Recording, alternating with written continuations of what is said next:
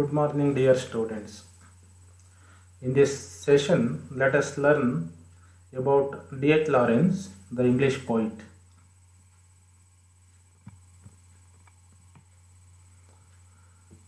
In this session, we are going to learn the formative influences on D.H. Lawrence, the poet. We try to understand the features of his poetry and the literary works of the poet D.H. Lawrence, and we familiarize ourselves with the personal life of the poet. After going through this session, we learn the formative influences on D.H. Lawrence, and we learn the innovative features of his poetry, and we also learn the D.H. Lawrence's contribution to literature, and we learn about his disturbed life and some controversial works. D.H. Lawrence was born in the year 1885 in Easterwood. It is a mining village in Nottinghamshire province in England. His parents were ill-matched. His mother was a very dominating lady. She had the upper hand in the family. She frowned on D.H. Lawrence's relationship with a girl or a classmate called Jessie Chambers. She was his classmate and she was very intelligent and a sensitive girl. D.H. Lawrence loved that girl. When his mother came to know about this relationship, she got very angry with D.H. Lawrence. And D.H. Lawrence had an attachment to his mother. And he lost his mother in the year 1911. He was a bit disturbed after the death of his mother.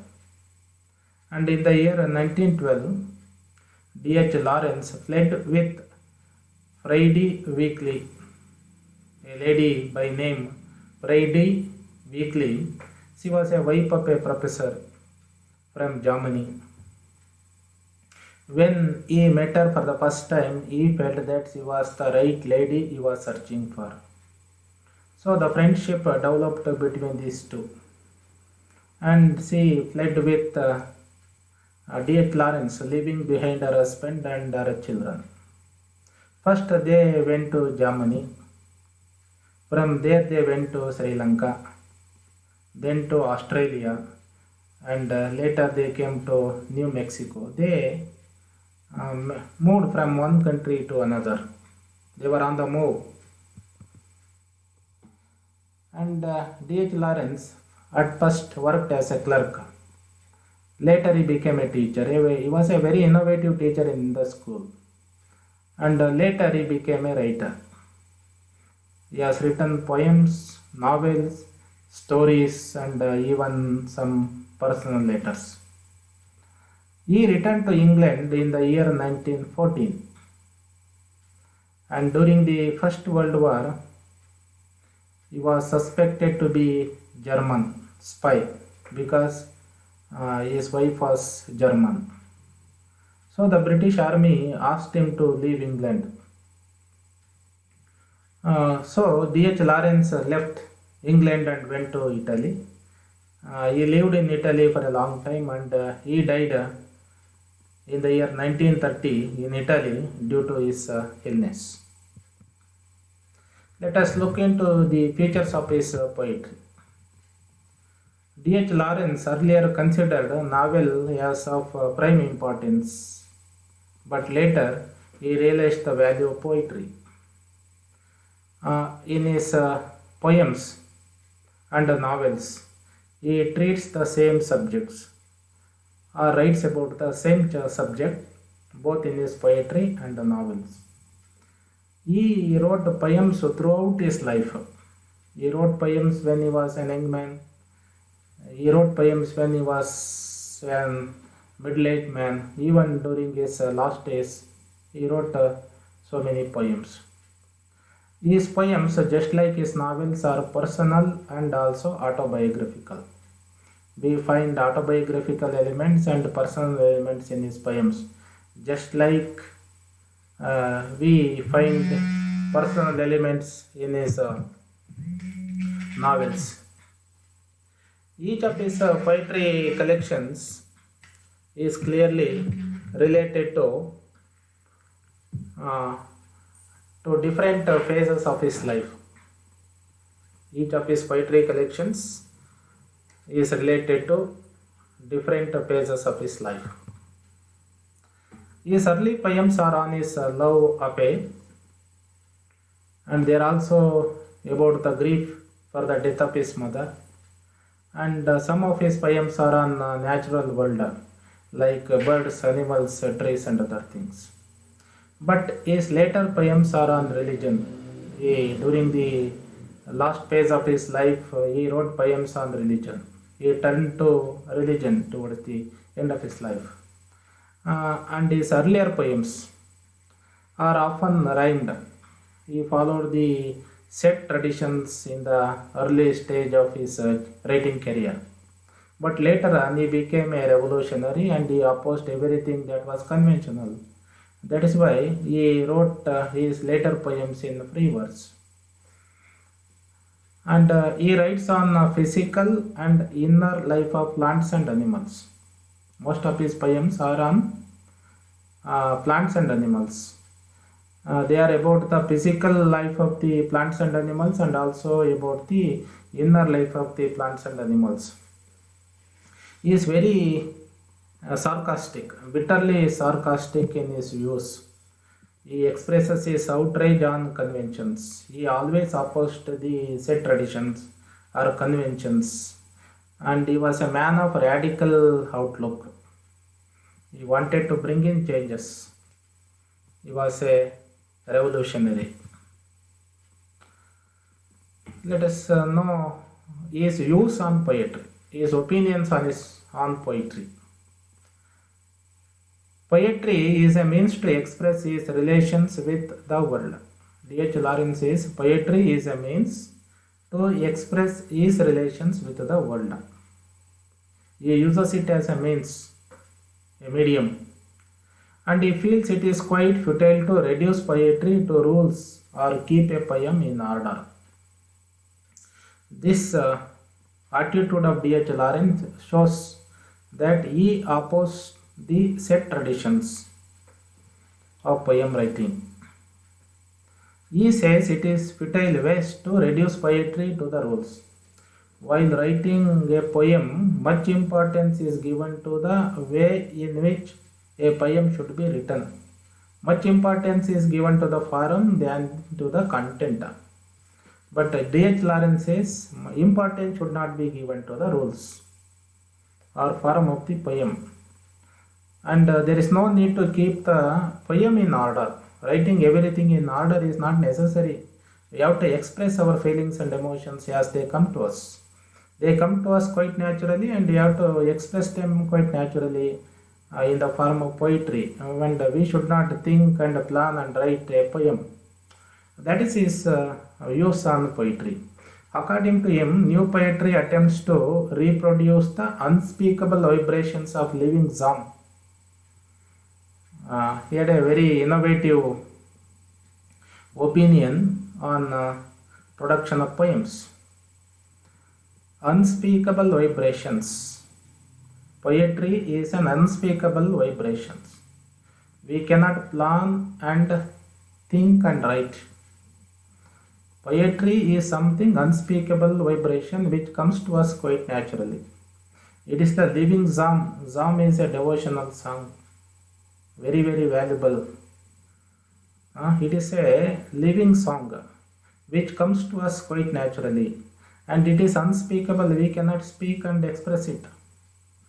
It is an vibration which comes to us quite naturally without our planning or without giving any intimation. It comes to us. So he defines poetry as pure passionate experience. According to D.H. Lawrence, poetry is pure passionate experience.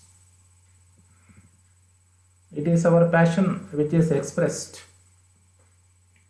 It is not modified.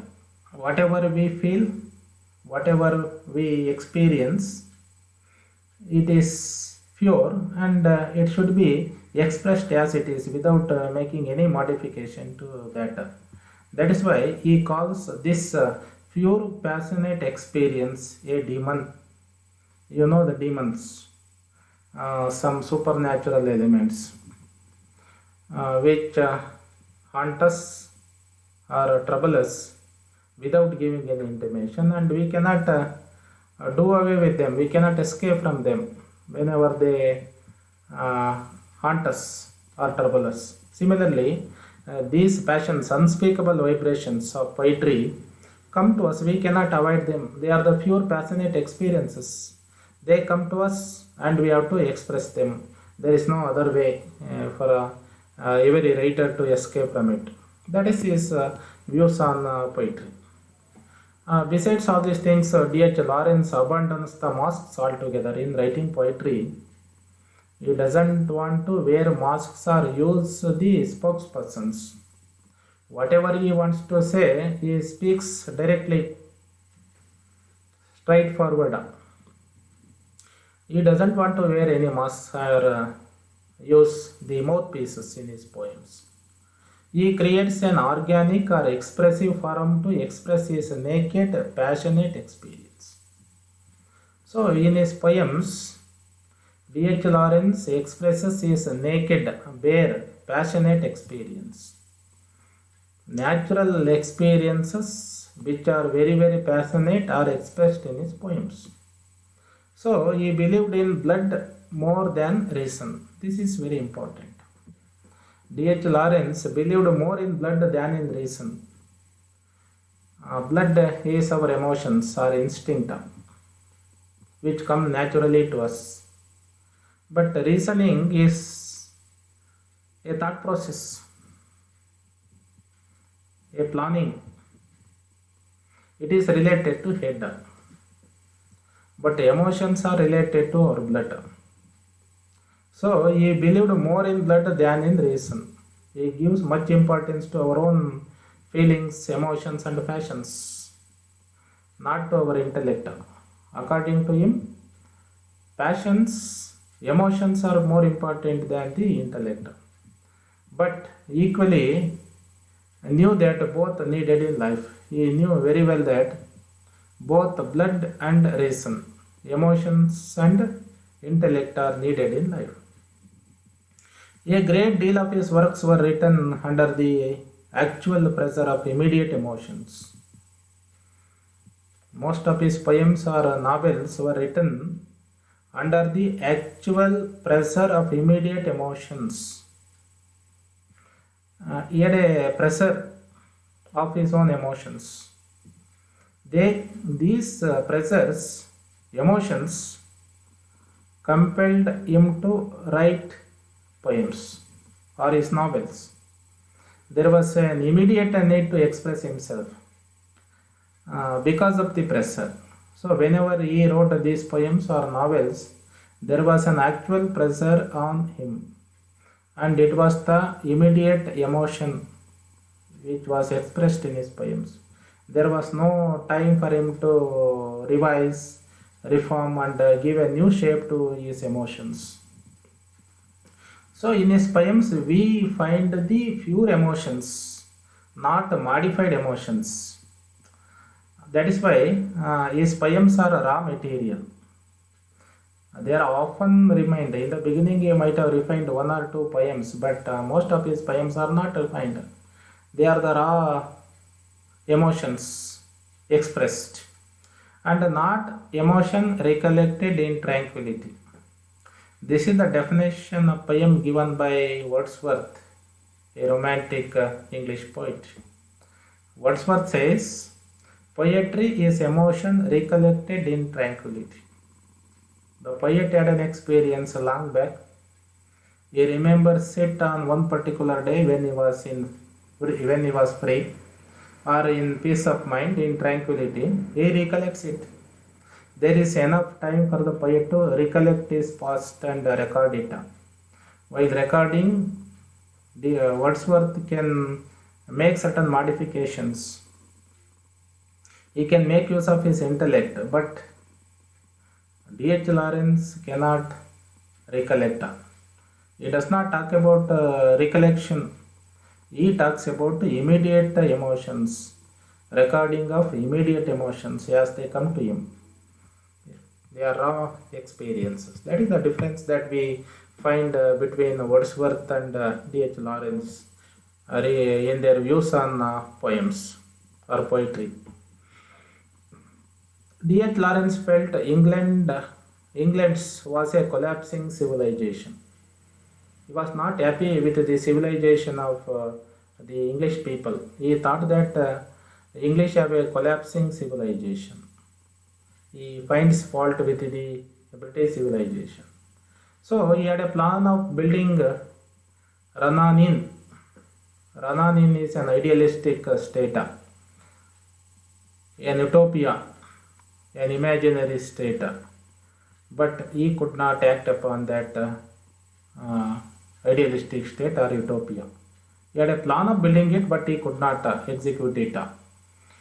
He wanted to be a messiah to the English people. He wanted to convey a message to the English people. He wanted to be a messenger to the English people, but he could not. In one of his letters he wrote, he prayed God, "O Lord, I do so break my heart over England. I do so break my heart over England, O Lord. I do write because I want English folk to alter and have more sense." This statement by D.H. Lawrence very clearly tells us that he was not happy with the English people. He wanted them to change or alter,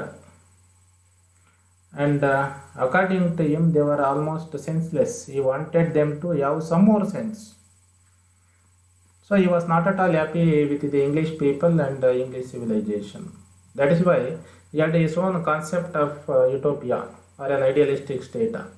But unfortunately he was not able to execute it. Let us look into the poetic influences on D.H. Lawrence. His early poems reflect the influence of Ezra Pound and Imagist movement. We find the influence of Ezra Pound and early Imagist movement writers. And we find the influence of Walt Whitman of America. He was a free verse poet. And D.H. Lawrence was influenced by Walt Whitman and his free verse. So he followed the free verse in his poems. And his poems echo the themes and styles of Thomas Hardy. Thomas Hardy is another English poet who wrote poems and novels before him. There are echoes of Thomas Hardy in his poems and novels. There is one more English poet who influenced D.H. Lawrence. That is William Blake, a romantic poet who wrote poems based on biblical influences. Similarly, we find the influence of William Blake on D.H. Lawrence. He was also influenced by the nature poetry of the Georgians of his time. Georgians are the group of people who gave importance to nature. So he was very much influenced by the Georgians. That is why D.H. Lawrence started writing poems on nature and natural elements. Let us look into D.H. Lawrence's contribution to poetry. Yes, we learnt in the previous slides that he wrote poems throughout his career. First he wrote love poems and others in the year 1913. And then he published another collection of poems, Look, We Have Come Through. It was published in the year 1917.